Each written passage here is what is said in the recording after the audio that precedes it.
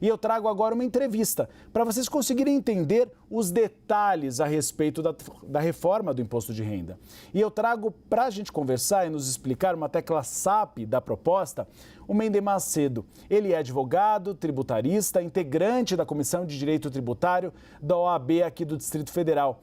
Mendel, muito obrigado pela presença. Eu gostaria que você analisasse a proposta como foi enviada da equipe econômica para o Congresso Nacional. Quais são os pontos fortes e quais são os pontos fracos, na sua opinião? Boa tarde. Primeiramente, aí, muito obrigado aí pela entrevista. É uma grata satisfação estar aqui com você nesse sábado, podendo falar um pouco sobre esse projeto de lei aí da faixa de isenção do imposto de renda, tá? É uma medida extremamente louvável do governo, tá? Da gente poder ampliar essa faixa de isenção para pessoas que recebem até R$ 5.000 estarem isentas sobre isso. Essa era uma proposta de governo desde ali da campanha eleitoral ali do nosso atual presidente. Então, em relação a essa medida, é extremamente louvável. Já em relação às medidas compensatórias em decorrência dessa possível renúncia fiscal, é que existe ainda algumas críticas muito enfáticas em relação a essas medidas.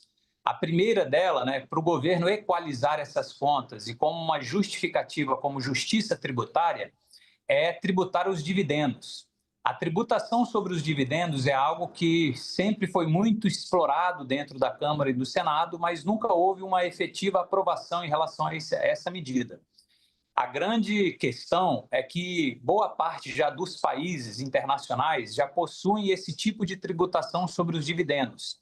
E a grande justificativa para incluir nesse PL 1087 é dizendo justamente que o Brasil não possui muito essa medida também, que é tributar os dividendos. Mas eu, particularmente, sou um pouco crítico em relação a essa medida, porque a gente acaba partindo de uma premissa um tanto quanto equivocada.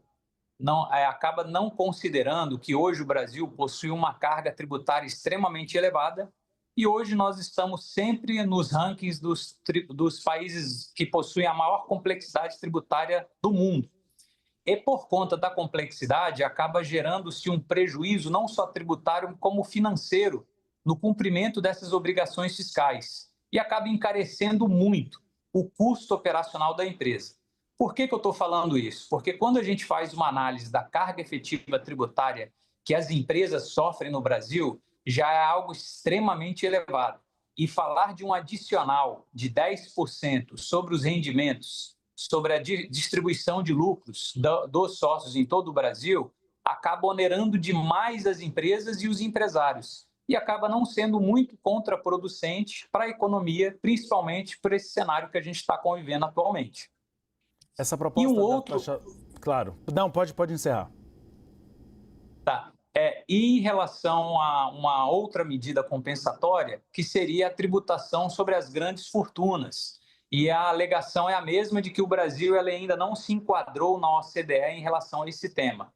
Mas também, na minha humilde opinião, a gente acaba sendo um pouco contraproducente nesse tipo de medida. Porque tributar grandes fortunas é tributar uma fortuna que ela já foi toda tributada em toda a sua cadeia. Para se ter essa fortuna, o legislador acaba se equivocando em entender que essa fortuna ela foi adquirida de forma lícita. E para ela ser adquirida de forma lícita, ela teve toda a carga tributária sobre o consumo, sobre a propriedade, sobre a renda, e acaba que desconsidera o que é feito de fato com essas grandes fortunas no Brasil. Essas grandes fortunas no Brasil, hoje, elas são aplicadas em empreendimentos, em investimentos que giram a economia, que trazem empregabilidade. Então, uma medida compensatória como essa, acaba que eu não consigo olhar de uma outra forma, a não ser que o Estado está tentando penalizar quem teve sucesso. Esse é um ponto interessante, porque o setor produtivo está reclamando bastante da possibilidade também de quando você pega esses recursos de dividendos e leva ao exterior, essas remessas taxadas em 10%, poderia fazer com que houvesse um desestímulo ao investimento de empresas estrangeiras no Brasil. O senhor concorda com essa crítica? Eu concordo e o PL também ele tenta limitar um pouco esse alcance, tá? O PL ele tenta tributar os dividendos que não são distribuídos somente no Brasil, mas aqueles dividendos que estão enviados ao exterior. Essa medida ela tributa tanto os dividendos com as remessas ao exteriores, quanto os dividendos que são distribuídos nacionalmente. Certamente desestimula os investimentos internacionais, porque hoje o Brasil, como eu volto a repetir, ele continua sempre entre os 3 países mais complexos na seara tributária do mundo.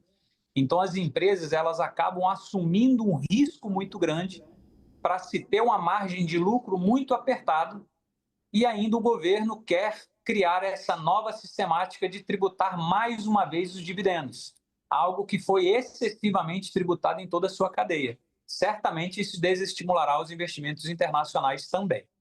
Doutor, rapidinho para a gente encerrar, gostaria de perguntar para o senhor a respeito da bitributação, que é uma outra preocupação.